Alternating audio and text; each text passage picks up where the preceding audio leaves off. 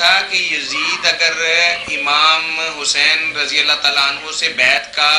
نہ کہتا تو شاید یہ وقوع نہ ہوتا، اور پھر امام کا وہاں کردار کیا ہوتا کہ اگر وہ ان کو انسسٹ نہ کرتا، پاور کے ذریعے ان کو بیعت میں لانے کی کوشش نہ کرتا، تو پھر تو امام کا رویہ کیا ہوتا؟ یہ آپ نے پوچھا ہے نا جی؟ بخاری صاحب اللہ آپ کو سلامت رکھے، تھوڑے دن ہوئے اور ہمراہ میں نا یہ قرآن اور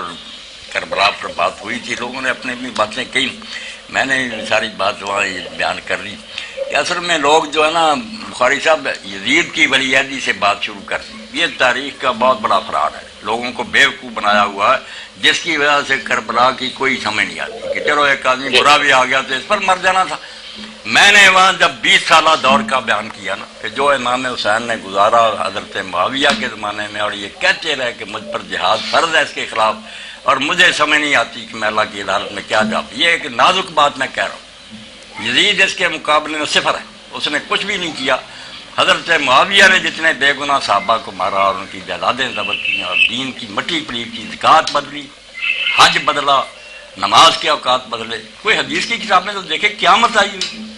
امام حسین بیچارے کہتے تھے میرے بھائی نے صلح جو کر رہی میں اس کو نبھا رہا ہوں، اور دیکھ رہا ہوں کہ آخری شرط پر تو رہے گا کہ کسی کو مقررہ کر کے دے امت چنیں گی، وہ شورا کی شرط اگر رہ گئی تو چلو میں برداشت کر، ورنہ جہاد تو تیرے خلاف فرض ہے۔ یہ خط لکھا کہ جو دن میرا تیری زندگی میں گزرا، ایک ایک بات ایسی ہے تو دین کی مٹی تو نے پلیت کر دی، جہاد کون سا فرض نہیں۔ یہ سارا لیکچر سننا، بخاری شریف سے لے کر کتابیں کرائی، پتہ چلے کہ یزید کو کیوں روتے، پہلے کیا تھا، دین اسلام کی مٹی پلیت ہو گئی، برباد کر کے رکھ دیا۔ جہاد تو اس وقت ہی فرض تھا، مگر جب آخری بات بھی انہوں نے نہ مانی، معاہدے کے خلاف ولی عہد بنا دی، اور ولی عہدی کے لیے بھی بڑے ظلم سے کام لیا۔ یہ بیعت تو بعد کی بات ہے نا۔ صحیح بخاری میں جب پڑھتے ہیں کہ اس کے گورنر مروان نے مدینہ میں اعلان کیا ممبر پر کہ امیر المومنین نے یہ فیصلہ کیا کہ اپنے بعد اپنے بیٹے کو بنا دے، اور یہ ابو بکر عمر کی سنت ہے، ابو بکر بھی اپنی زندگی میں عمر کو بنا گئے، تو حضرت ابو بکر کے بیٹے عبد الرحمن کھڑے ہو گئے، انہوں نے کہا یار خدا سے ڈرو، شرم کرو۔ یہ ابو بکر عمر کا طریقہ، اس نے اپنے بیٹوں میں سے کسی کو بنایا، خاندان میں سے کسی کو بنایا، عمر کیا اس کا لگتا، امت کا ایک بہترین آدمی تھا، وہ نامینیٹ کیا، امت نے اس کو قبول کر لیا۔ بلا کر لوگوں سے پوچھا کہ میں اس کو بنانے والا راضی ہو؟ کچھ لوگوں نے کہا اس کی طبیعت سخت ہے، باقیوں نے کہا نہیں ٹھیک ہے۔ کچھ ہے مثال تمہاری، تم ہرکل کی سنت کو زندہ کر، یہ لفظ کیا ہے کہ کافر بادشاہ کا طریقہ زندہ کر رہا ہے کہ باپ مرے بیٹا۔ یہ صحیح بخاری سے پڑھنا، تو مروان نے حکم دے دیا کہ گرفتار کرو ابو بکر کے بیٹے کو۔ وہ بھاگ کر اما عائشہ کے گھر میں شامل داخل ہو گیا اپنی بہن کے، اور یہ دروازے پر گیا گورنر، اس نے کہا یہی ہے جس کے بارے میں سورہ کاف کی آیتیں اتری، کافر کا بیان کہا اس کے بارے میں۔ تو ام المومنین نے اندر سے جواب دیا تو جھوٹ بکتا، ہمارے بارے میں کوئی آیتیں ابو بکر کے خاندان کے لیے نہیں اتری سوائے وہ آیتیں جو میری بڑیت اتری۔ تو غلط بیان کر رہا کہ قرآن اب عبد الرحمن کے بارے ہے۔ تو عبد الرحمن بیچارہ پھر حضرت معاویہ خود مدینہ آئے، اور ان چاروں آدمیوں کو نا جو خلاف تھے، وہ چار نہیں تھے، امت تھی پوری،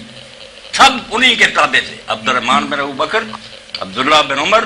اور حضرت حسین بن علی اور عبداللہ بن زبیر۔ ان سے بڑا اس وقت امت میں کون تھا؟ گننے کو تو اسمبلی میں 150 آدمی، مگر ساری امت ہے وہ، 4 آدمی منکر تھے، ہم نے یہ بات کرے۔ تو یہاں میرے مگر سختی کی یہ نکل گئے، مکہ کو نکل گیا بیچارے سختی کی وجہ سے۔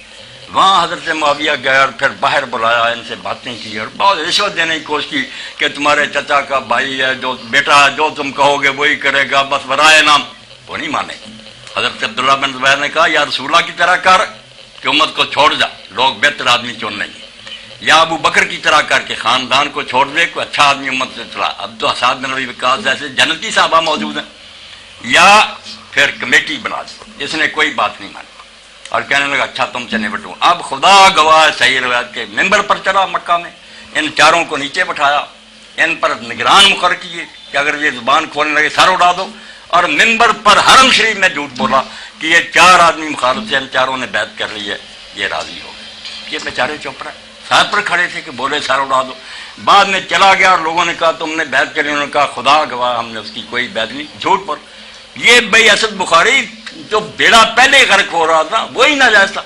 اور پھر بیعت لینے کے لیے دباؤ ڈالنا شروع کیا۔ گورنر کو لکھ دیا مدینے کے لا رخصت، ذرا نرمی نہیں کرنی ان سے، زبردستی بیعت لو۔ وہ عبد الرحمن بن ابی بکر بیچارہ مکے نکل گیا، پہاڑوں میں چھپ گیا حبشی مقام پر، وہاں مرا، سویا ہی رہ گیا۔ حضرت عائشہ رضی کو بہت دیر تک شک رہا کہ یہ معاویہ نے مروایا، اس بستر کو مرتا بعد میں پتہ چلا کہ نہیں وہ بیچارے وہ جو فوت ہو گئے، باقیوں کی شامت آ گئی، عبداللہ بن زبیر کی بھی اور حضرت امام حسین کی بھی۔ تو پہلے جو ولی عہدی ہوئی نا کعبے نے جھوٹ بول کے وہی نجائز، اس لیے امام حسین یزید نام بھی برا ہوتا، اس آئین کی خلاف ورزی کو کیسے برداشت کرتے کہ بھائی سے معاہدہ کیا تھا کہ شورا ہوگی، اس کو توڑا، حرم میں جھوٹ بولا، اور ایک نالائق آدمی کو اتنے صحابہ کی موجود ہے، 36 سال کا ہے صرف، حضرت عثمان کے زمانے میں پیدا ہوا، صحابہ مر گئے نہیں کوئی بات نہیں۔ اس لیے اسد بخاری صاحب یہ جو ہے نا شروع کرتے یزید سے کہ وہ شرابی تھا، یہ بیوقوف لوگ، وہ بالکل زانی شرابی بھی ہوتا پھر بھی کوئی سیٹ اپ ٹھیک ہوتا، نظام درست ہوتا اور صحیح طریقے سے چنا جاتا تو حضرت حسین مان لیتے، مگر یہاں تو قدم قدم پر آئین کی مٹی پلیت ہو رہی۔ حضرت حسن سے جو معاہدہ تھا کہ شورا ہوگی وہ توڑ دیا، جو بات تھی جھوٹ بول کر کے چاروں بیعت کر چکے، لوگوں کو دھوکہ دیا۔ اس لیے آپ اس پورے کو پڑھنے کی کوشش کریں، اور یزید کے بعد بھی جو آئے نا اس کو دیکھیں کہ حسین رضی اللہ کی نگاہ دیکھ رہی تھی کہ یزید سے جو بعد میں آئیں گے دن بدن برے ہوں، اور وقت آیا، میں ایک ہی مثال آپ کو دے دوں، اس کا نام ولید بن یزید بن عبد الملک تھا، عبد الملک کا پوتا تھا، یہ بھی خلیفہ ہو گیا۔ تو اس نے پھر کعبہ شریف کے برابر جتنا سائز کعبہ اتنا خیمہ بنوایا،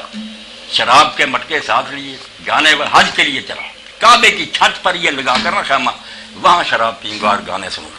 وہ تو قتل کر دیا گیا، امت اٹھ کھڑی ہے اس کو۔ اس لیے یہ بات یزید کی نہیں تھی، پورا نظام تبدیل ہو رہا تھا، پہلے بھی برا اور بعد میں دن بدن برا ہے۔ تو امام حسین رضی اللہ نے جو قدم اٹھایا اس کو کوئی نہ کہے خروج نہ کوئی جنگ، اس طرح جنگ ہوتی ہے کہ آدمی اپنی بہنوں کو لے لے اور بیٹیوں کو لے لے میدان میں نکل جائے، بوڑھا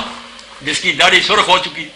یہ صرف احتجاجی نوٹ تھا، جیسے ایک جج صحیح فیصلہ لکھ لیتا نا کہ کرتے رہو جو تم کر۔ امام حسین جانتا نہیں تھا کہ میرا باپ جب پوری امت کا خلیفہ تھا،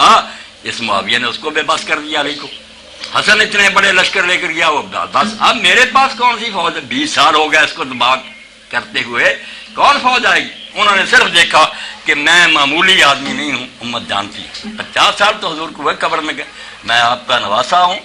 آپ کے کندھوں پر سواری کی ہے، حضور نے میرے ہونٹ چومے ہیں، میرے لیے سجدے لمبے کیے، میں جب میدان میں نکل کر جان دوں گا نا، اور صرف یہ بتانے کے لیے کہ ہوتا رہے جو ہوتا ہے، میں روک نہیں اس کو سکتا، میرے پاس کوئی لشکر نہیں، مگر یہ کام خلاف شرع۔ اس سے جو لائن لکھی گئی نا، پڑھے لکھے لوگ، امر المسلمین اور اسلام، ان کو حسین نے جدا کر دیا، اسلام اور ہے، مسلمان جو کچھ کر رہے ہیں اور یہ کرتے رہے، یہ سب خلاف شرع۔ جیسے ہمارے یہاں کوئی جج جو ہے نا کسی ڈکٹیٹر کے دور میں لے رہے ہوتا رہے جو کر رہا ہے، مگر ہے یہ غیر آئین۔ تو امام حسین کے فیصلے کی برکت ہے کہ آج تک کوئی عالم جرت نہیں کر سکا کہ حضرت معاویہ کے دور کو، یزید کو چھوڑو، خلافت راشدہ نہیں کر، بالکل فیصلہ ہو گیا کہ بادشاہی تھی مسلمانوں کی مگر اسلام سے ہٹ کے۔ ہاں، حسین کو بخاری سمجھے۔